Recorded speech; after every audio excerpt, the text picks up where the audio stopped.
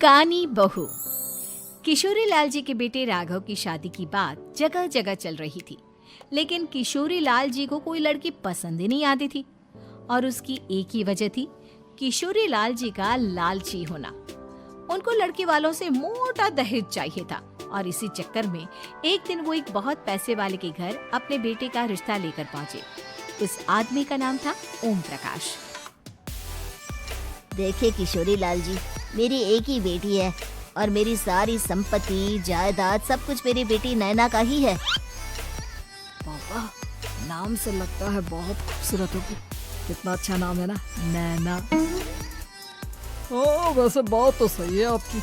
अब इतना पैसा है, जमीन जायदाद है, इकलौती बेटी, आप भी क्या करेंगे? सब कुछ उसे ही देंगे ना। बिल्कुल ठीक पहचाना आपने। बस बेटी की शादी और सारी जायदाद उसके नाम। पापा, बिना देखे हाँ कर दीजिए ना। इतना अच्छा रिश्ता फिर कहाँ मिलेगा? माला माल हो जाएंगे हम।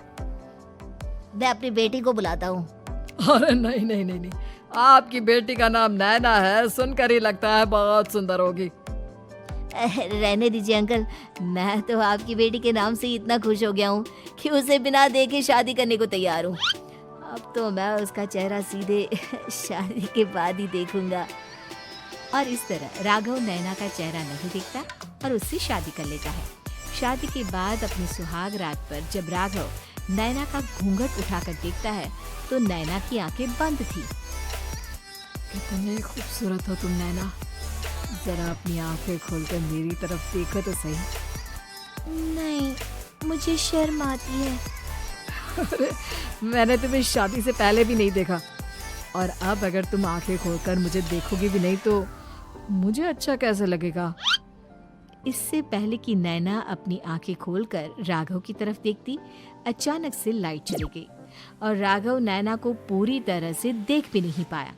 अगली सुबह नैना राघव के लिए नाश्ता बनाकर लेकर आई। अरे ये क्या, आधा पराठा सेका हुआ है और आधा बिल्कुल कच्चा। ये तुमने क्या किया नैना? बहू, तुमने क्या आधा पराठा तवे से नीचे लटका कर रखा था जो आधा सिका है और आधा कच्चा? मुझे जितना दिखेगा उतना ही तो सीखूंगी ना पापा जी। जहाँ जहाँ मुझे नजर आ रहा था वहाँ मैंने सीख लिया, जहाँ जहाँ नहीं दिखा वहाँ कच्चा रह गया होगा। इसका क्या मतलब है? ये कैसा मजाक कर रही है तुम? अरे बहू, तुमने इतना लंबा घूंघट क्यों लगाया हुआ है? देखो, हमारे घर में बहुओं को बेटी की तरह रखा जाता है और फिर तुम तो इतना सारा माल लेकर आई हो। देखो, ये घूंघट डालकर रखने की कोई जरूरत नहीं है। हाँ नैना, पापा जी ठीक कह रहे हैं, तुम तो आराम से रहो, अपना ही घर समझो।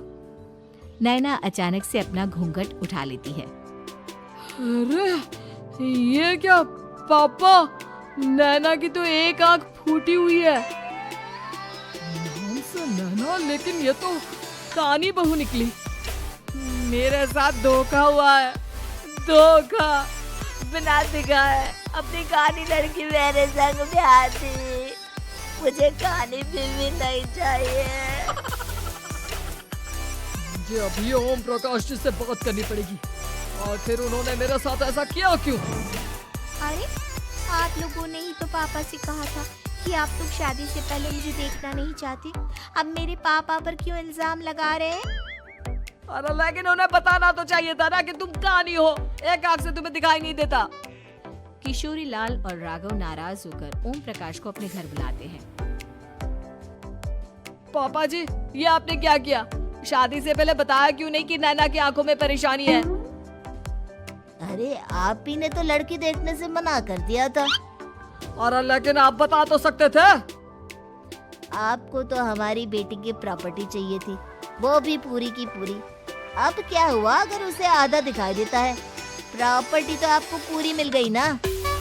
अरे ये क्या बात हुई? मेरी शादी प्रॉपर्टी से नहीं, आपकी बेटी से हुई है। अब ये तो पहले सोचना चाहिए था। तब तो मेरी प्रॉपर्टी देखकर तुम्हारी जुबान लप लपा रही थी।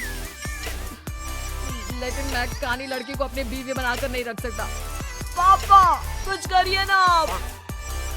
करता हूँ। देखिए ओम प्रकाश जी, आप हमारे साथ ऐसा नहीं कर सकते। और तुम देखो, अगर तुमने मेरी बेटी से शादी तोड़ी ना, तो जो भी प्रॉपर्टी मैंने तुम्हें दी है वो तो पूरी की पूरी वापस ले ही लूंगा, और आधी प्रॉपर्टी तुम्हारी भी लूंगा। अरे मेरी आधी प्रॉपर्टी भला क्यों लेंगे आप? इसलिए क्योंकि मेरी बेटी को आधा नजर आता है और उसकी नजर अभी तक तुम्हारी आधी जायदाद पर ही पड़ी है। अब तुम उसे घर से निकालोगे तो कुछ तो लेकर जाएगी ना। और अगर हम आपकी बेटी को अपने घर की बहू बना कर रखे तो? तो तुम्हारी पूरी प्रॉपर्टी तुम्हारी ही रहेगी, और जो मैंने तुम्हें दिया है ना, उसमें से बस मैं आधा लेकर जाऊंगा। अरे लेकिन अब आप अपनी दी हुई प्रॉपर्टी में से आधी वापस क्यों लेकर जाएंगे? अगर मैं आपकी बेटी को अपनी पत्नी बनाकर रखने को तैयार हूँ तो? इसलिए ताकि भविष्य में अगर तुम मेरी बेटी को धोखा दो तो उसके पास कुछ तो रहे जो पति का हो। वैसे मेरे पास तो बहुत कुछ है, लेकिन अपने पति की कोई निशानी तो उसके पास होनी चाहिए ना। अब अगर तुमने मेरी बेटी को कानी कहा तो तुम्हें प्रॉपर्टी भी कानी ही मिलेगी, पूरी नहीं। जमाए राजा। किशोरी लाल और राघव समझ चुके थे कि वो बुरी तरह फंस चुके हैं और अब उनके पास वहाँ से निकलने का कोई चारा नहीं है। अब समझ में आया ना, लालच बुरी बला होती है। एक तो तुम्हें प्रॉपर्टी मिली, ऊपर से बीवी मिली, उसमें तुम्हें नखरे भी दिखाने हैं। आए बड़े, चुपचाप बैठो तुम। कुछ दिनों के बाद नैना राघव की कार लेकर बाजार घूमने निकलती है और जब कार लेकर वापस आती है, ये क्या? एक तरफ से मेरी गाड़ी पूरी खराब हो चुकी है। लगता है तुमने मेरी गाड़ी को किसी दूसरी गाड़ी के साथ एक्सीडेंट किया है। अरे कितना बड़ा नुकसान कर दिया तुमने बहू। वो क्या है ना पापा जी, मुझे एक आंख से दिखाई नहीं दे रहा था, सामने से गाड़ी आ रही थी। मुझे तो सिर्फ आधा ही दिखाई दिया और वो गाड़ी मेरी कार से रगड़ते हुए निकल गई। अब मैं क्या करूं बताओ? आप इसे ठीक कराने के पैसे कौन देगा? तुम्हारे पापा? तुमने मुझसे इस तरह से बात की? अभी रुको। नैना राघव की शिकायत ओम प्रकाश को कर देती है। देखो राघव, अब जो मेरी आधी प्रॉपर्टी तुम्हारे पास थी ना, उसमें से आधी और मैं लेकर जाऊंगा, क्योंकि तुमने मेरी बेटी को डांटा।